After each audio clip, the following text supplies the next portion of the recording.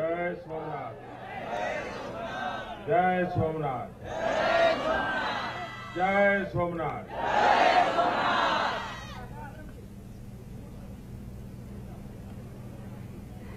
मंच पर विराजमान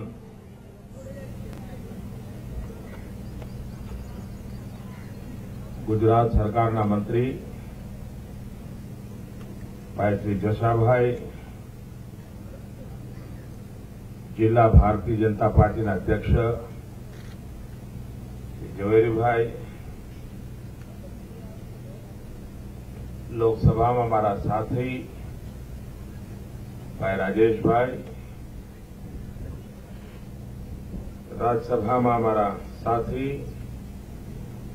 श्री चिनुभाई, जिला पंचायतना प्रमुख मणिबेन, धारासभ्य भाई श्री गोविंदभाई, नगरपालिका प्रमुख भाई श्री जगदीशभाई અને ઉપસ્થિત વાલા ભાઈઓ અને બહેનો, સોમનાથમાં સવારે 9 વાગે ભેગા થવું અઘરું કામ છે।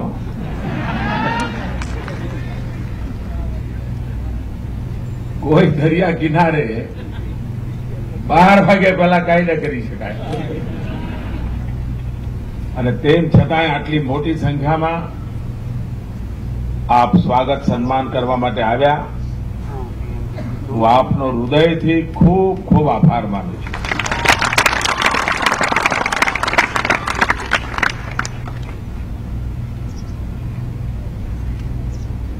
આમ તમને પણ જરા મજા તો આવતી હશે।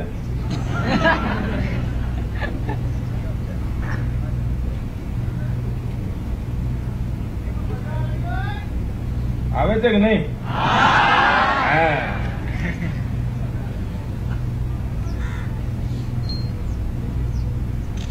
ગઈકાલે હું પરમ દિવસે વિશ્વનાથના ચરણોમાં હતો અને આજે સોમનાથના ચરણોમાં છું। અવાજ બરાબર છે ભાઈ?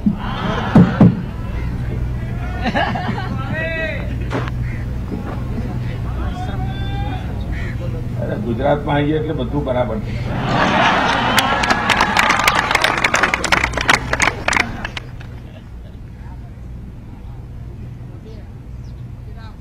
મારું આ સૌભાગ્ય છે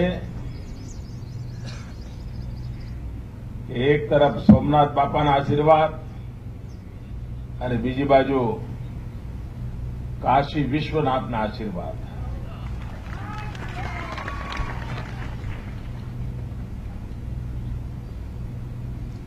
એક तरफ विराट सागर तो बीजी तरफ मां गंगा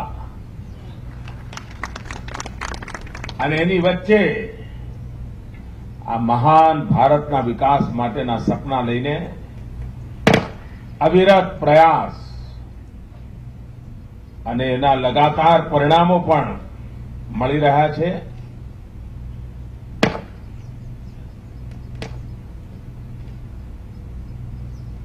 દેશમાં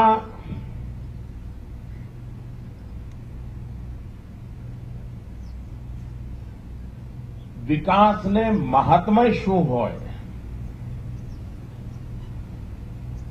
समस्याओं समाधान में एक सुविचारित विकास की डिजाइन होय तो केटलू उत्तम परिणाम आपी शके छे कि आ 3 वर्षना टूंका गाळामां देशे अनुभव्युं छे।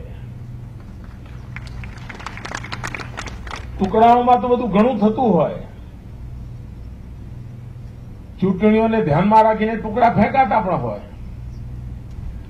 अर्धुं काम અહીં કરવાનું, અડધું ત્યાં કરવાનું, અડધું ફલાણી જગ્યાએ કરવાનું, રૂપિયા વપરાતા હોય પણ કામ દેખાય નહીં। એક ગામમાં થાંભલો નાખ્યો હોય તો બીજા ગામમાં કેબલ પડ્યા હોય તો ત્રીજા ગામમાં ટ્રાન્સફોર્મરની ચર્ચા થતી હોય, વીજળી આવે ના આવે। પણ જે ગામમાં થાંભલા હોય ત્યાં કેબલ નાખે, ત્યાં ટ્રાન્સફોર્મર હોય તો વીજળી આવવાની ચાલુ થાય। પણ અત્યાર સુધી ટુકડામાં જ બધું ચાલ્યું. આપણે એક સાથે કામોને પૂર્ણ કરવાની દિશામાં જ આગ્રહી બન્યા છીએ. દાખલા તરીકે શાળાઓમાં દીકરીઓ માટે શૌચાલય નહોતા અને એના કારણે દીકરીઓ ભણતી નહોતી, શાળા છોડીને જતી રહે. આપણે ગુજરાતમાં હતા ત્યારે અભિયાન ઉપાડ્યું, સફળતા મળી, આખા દેશમાં ઉપાડ્યું અને આજે દેશમાં બધી જ શાળાઓમાં દીકરીઓ માટે જુદું ટોયલેટ બનવા માંડી ગયું, મોટા ભાગે બની ગયા. હવે આ કામ એવા નહોતા કે દેશ આઝાદ થયો ત્યારથી ન કરી શકીએ, પણ નહોતા થયા. આપણો પ્રયાસ એવો છે કે આ બધી બાબતોનો લાભ દેશના ગરીબમાં ગરીબ માણસને મળે. હવે ઇન્દિરાબેને બેંકોનું રાષ્ટ્રીયકરણ કર્યું હતું અને એ વખતે એમ કહ્યું હતું કે બેંકો ગરીબો માટે જ હોવી જોઈએ, ગરીબોના કામ આવી જોઈએ. આપણે જોયું કે આટલા બધા વર્ષ થયા, કોઈ ગરીબને તમે બેંકના દરવાજે જોયો તો? બેંકમાં ખાતું ખોલાયું તો?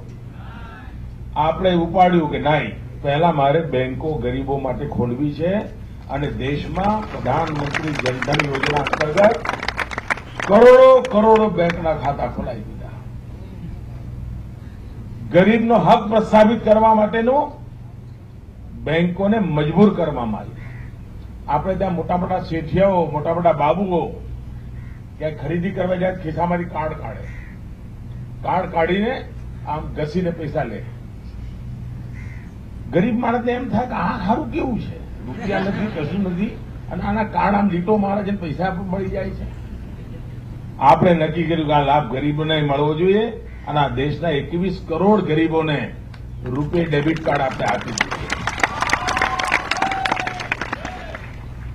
ગરીબ અને અમીર વચ્ચેની બરાબરી કેમ ન થાય એ આપણે કરી બતાવ્યું અને એક પછી એક એવા પગલા લઈ રહ્યા છે.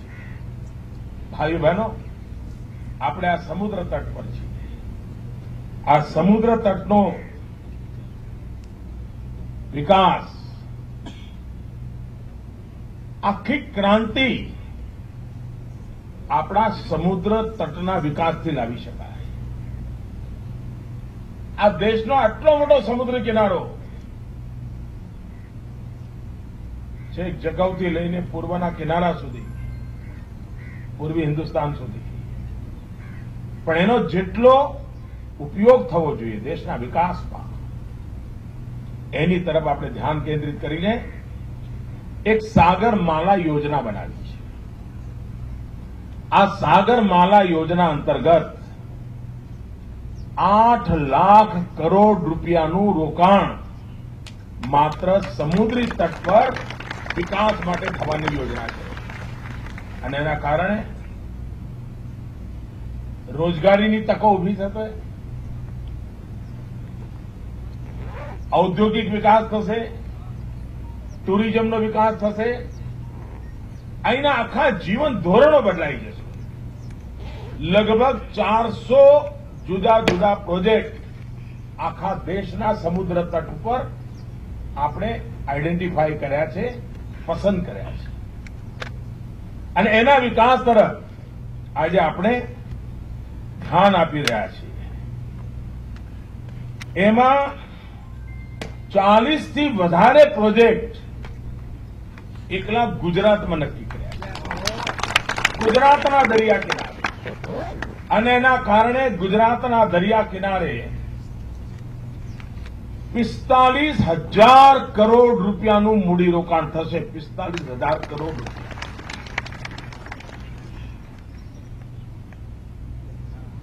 એમાં 18 આપણા જે પોર્ટ છે એને આધુનિક બનાવવાના છે, મોડર્નાઇઝ કરવાના છે. 11 પોર્ટ એની કનેક્ટિવિટી, રોડ હોય, રેલ હોય, એર હોય, એને અપગ્રેડ કરવામાં આવશે. 7 પોર્ટ લેડ ડેવલપમેન્ટ, ઔદ્યોગિક નગરીઓ પોર્ટ સાથે જોડીને એ બનાવવાનું કામ છે. 4 કોસ્ટલ કોમ્યુનિટી ડેવલપમેન્ટ પ્લાન એનો પ્રોજેક્ટ છે. આપણું કંડલા પોર્ટ આજે એટલું બધું ધમધમી રહ્યું છે અને એને નફો કરતારું પોર્ટ બનાવી દીધું. પહેલા ખાધમાં ચાલતું, ત્યાં ખૂબ મોટા પાયા પર લાભ મળેલો છે. દ્વારકા અને બેટ દ્વારકા, દ્વારકા અને બેટ દ્વારકા જવા માટે એક આઇકોનિક બ્રિજ બનાવવાની યોજના વિચારી છે. એવો બ્રિજ કે જેમાં વિન્ડ એનર્જી પણ હોય, જેમાં સાયકલ પર ચાલતા કે કાર લઈને અથવા તો કઈ સામાન લઈ જવો તો સામાન લઈને પણ આસાનીથી બેટ દ્વારકા જવા આવવાનું થાય. આપ વિચાર કરો છો કે આ તબક્કો ટુરિઝમના વિકાસ માટે કેટલું મોટું સેન્ટર બનશે. સોમનાથ હોય, દ્વારકા હોય, પોરબંદર હોય, ગીર લાયન હોય, દીવ હોય, કેટલું અદભુત આપણી પાસે સંપદા છે. એને પર એક કોમ્પ્રિહેન્સિવ વિકાસનું મોડેલ લઈને આપણે આગળ વધી રહ્યા છીએ અને એનો લાભ અને આજે દ્વારકાથી બેટ દ્વારકાનો આઇકોનિક બ્રિજ બનાવવાનું કામ ડિઝાઇન બની રહી છે. નજીક ભવિષ્યમાં એનો શિલાન્યાસ થાય એ દિશામાં કામ કરી રહ્યા છે. સમુદ્રની અંદર પરીક્ષણો કરવાનું કામ ચાલી રહ્યું છે, જેથી કરીને કેવું ફાઉન્ડેશન લગાવવું પડે. 500 કરોડ રૂપિયાનો આ બ્રિજ બનશે. બ્રિજ પોતે જ એવો હશે લોકો જોવા માટે આવે. આધુનિકમાં આધુનિક વિકાસ માટે આજે કંડલા પોર્ટ પર જે કાર્ગો છે, આટલા બધા વર્ષો થયા, માંડ 1000 લાખ ટને પહોંચ્યો છે. આ વર્ષે આપણે એને 1100 લાખ ટન પર લઈ જવા માંગીએ છીએ. વિકાસનો જ વિચાર કરવાનો, એને ધ્યાનમાં રાખીને કંડલામાં એક સ્માર્ટ ઇન્ડસ્ટ્રીયલ પોર્ટ સિટી બનાવવાની યોજના છે. બંદરીય નગરી, સ્માર્ટ બંદરીય નગરી, મેન્યુફેક્ચરિંગ નગરી. લગભગ 1400 એકરની અંદર 50,000 કરતા વધારે લોકોને એક જ જગ્યાએ રોજગાર મળે, એટલું મોટું આ ડેવલપમેન્ટનું મથક ઉભું થવાનું છે. ભાઈઓ બહેનો, ગઈકાલે મેં કેટલીક યોજનાઓ ભરૂચમાં જાહેર કરી હતી, પણ એનો ઘણો બધો લાભ સૌરાષ્ટ્રને મળવાનો છે. એનો અહીંયા ઉલ્લેખ કરવા માંગુ છું.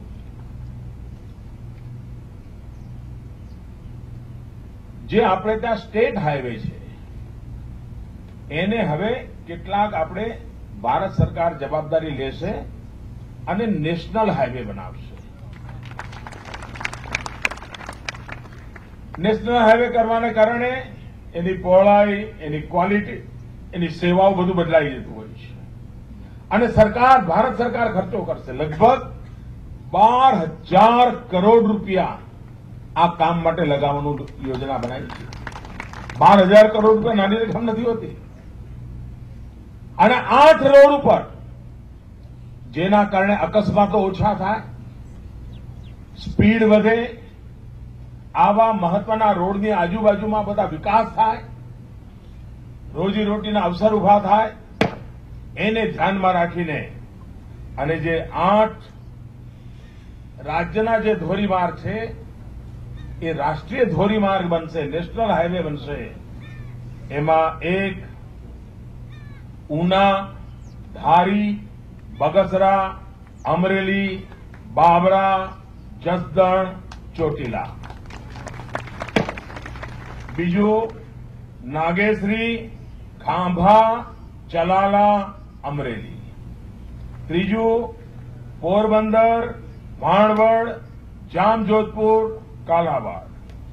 ચોથું આણંદ, કઠલાલ, કપડવંજ, બાયડ, ધનસુરા, મોડાસા, લખપત, ગઢુલી, હાજીપુર, ખાવડા, ધોલાવીરા, મવાના, સાંતલપુર, ખંભાલિયા, અડવાણા, પોરબંદર, ચિત્રોડ, રાપર, ધોલાવીરા, ખંભાલિયા, ભાણવડ, રાણાવાવ, 12,000 કરોડ રૂપિયાના આખો સૌરાષ્ટ્રનો પટ્ટો. આપ વિચાર કરો કે વેરાવળ, સોમનાથ, પોરબંદર, દ્વારકા વિકાસ માટેની આ રોડની વ્યવસ્થા કેટલી મોટી તાકાત આપશે એનો આપ અંદાજ કરી શકો છો. ભાઈઓ બહેનો, આજે જ્યારે આપની વચ્ચે આવ્યો છું ત્યારે જે દિશામાં આપણે કામ કરી રહ્યા છે, ભારતની નો જે રાષ્ટ્રીય ધ્વજ છે એ આપણો તિરંગો છે અને એમાં એક ચોથા રંગનું ચક્ર છે, એક કેસરીયો છે, એક લીલો છે અને એક સફેદ છે. આપણે દેશમાં કેસરિયા ક્રાંતિ કરવા માંગીએ છીએ. કેસરિયા ક્રાંતિ એટલે ઉર્જાની ક્રાંતિ. સોલાર એનર્જી, વિન્ડ એનર્જી, સૂર્ય શક્તિ, પવન શક્તિ, આના આધારે ઉર્જાની દિશામાં સમગ્ર દેશમાં એક મોટી હરણફાળ ભરી રહ્યા છીએ. ગેસના આધારે ઉર્જા, એમાં હરણફાળ ભરી રહ્યા છીએ. કારણ કે આજે વિકાસના કેન્દ્રમાં ઉર્જા છે. જ્યાં ઉર્જા અવેલેબલ હશે ત્યાં વિકાસની સંભાવનાઓ વધતી હોય છે. ગુજરાતે એમાં પહેલ કરી હતી. સોલાર એનર્જીમાં આખા દેશમાં વળાંક આપવાનું કામ કોઈએ કર્યું હોય, ટર્નિંગ પોઈન્ટ બનાવવાનું કામ કર્યું હોય તો ગુજરાતે કર્યું. ગુજરાત પહેલું રાજ્ય હતું જેણે સોલાર એનર્જીની પોલિસી બનાવી. ત્યાર પછી હિન્દુસ્તાનમાં બની. તો સોલાર એનર્જી આજે દુનિયામાં હિન્દુસ્તાનની વાહવાહી થઈ રહી છે. અને ભારતે પર્યાવરણના જે પ્રશ્નો વિશ્વ સામે ઉભા થયા છે એના ઉકેલ માટે ભારતે ઘણી મોટી પહેલ કરી છે અને એમાં આનું મોટું યોગદાન છે. બીજી છે લીલો colour, green revolution, saffron revolution, green revolution, હરિયાળી ક્રાંતિ. આપણું સપનું છે 2022માં હિન્દુસ્તાનના ખેડૂતની આવક બમણી થવી જોઈએ. બમણી. 2022 ભારતની આઝાદીના 75 વર્ષ થાય છે. આઝાદીના 75 વર્ષ થાય ત્યારે અને જો યોજનાબદ્ધ રીતે કામ કરીએ, સોઇલ હેલ્થ કાર્ડ હોય, બીજ ઉત્તમ ક્વોલિટીનું હોય, સ્પ્રિંકલર કે ડ્રીપ ઇરિગેશન હોય, પાણીની વ્યવસ્થા હોય, સમય પર યુરિયા મળે, સમય પર બાકી ખાતરો મળે, ક્યાંક ઓર્ગેનિક ખેતીના પ્રયોગો થતા હોય,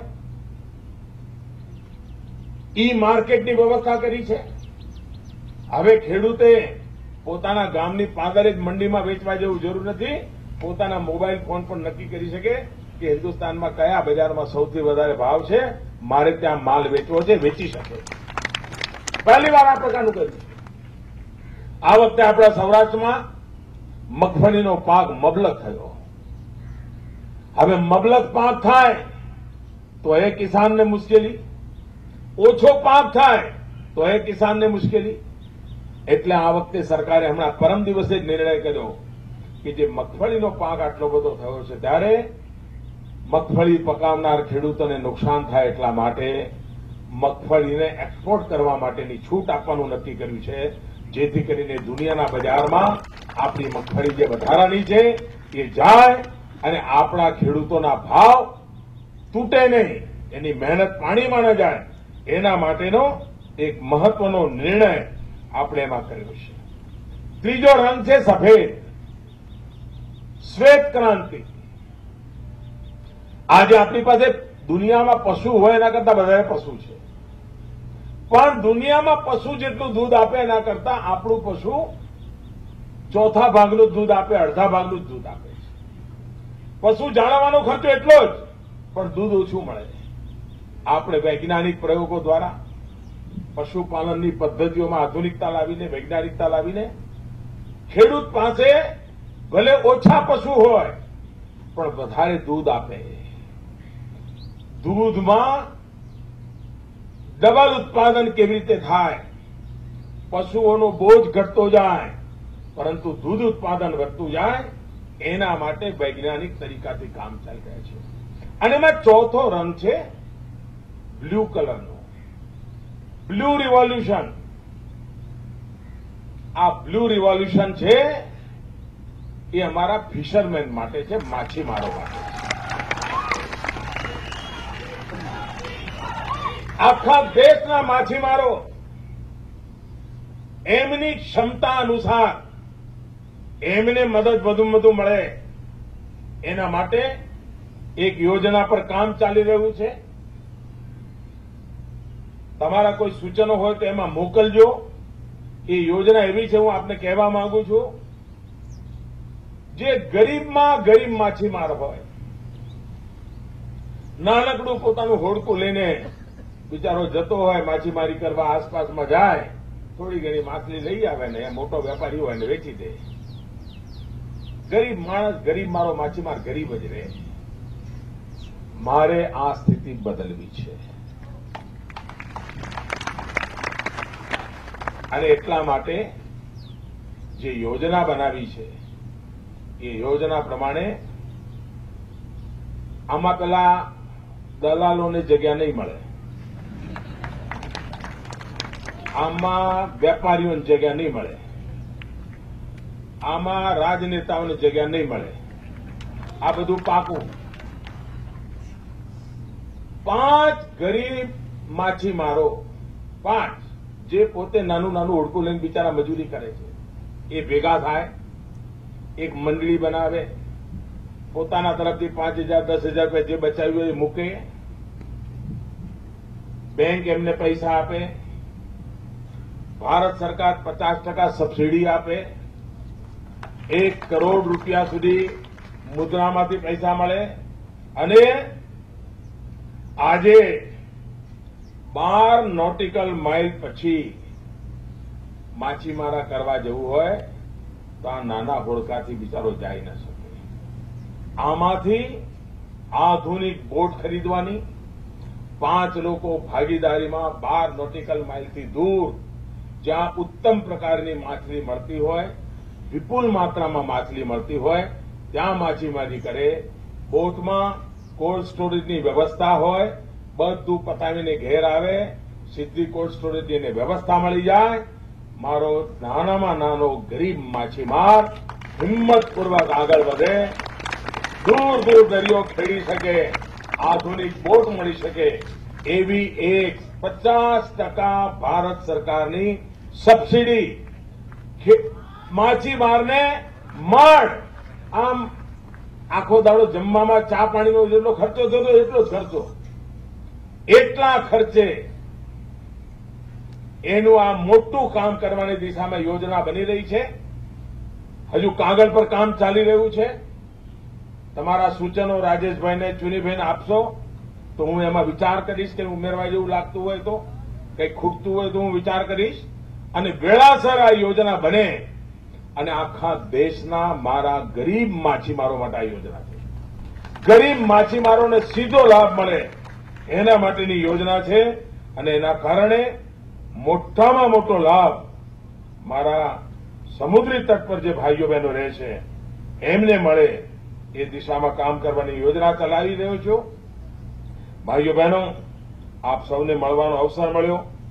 પહેલા તો વાર સવારે તમારી વચ્ચે આવી જતો હતો, હવે જરા કામ વધી ગયું છે એટલે 3 વર્ષે આટો મારે આવ્યો છું.